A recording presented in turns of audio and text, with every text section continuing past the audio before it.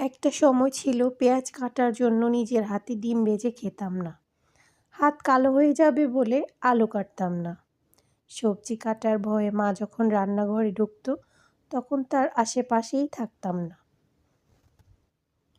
রান্না করতে ভয় হতো যদি হাত পুড়ে যায়, আর পোড়ার দাগটাও যদি থেকে যায় কি বিশ্রী ব্যাপার হবে, তাই না?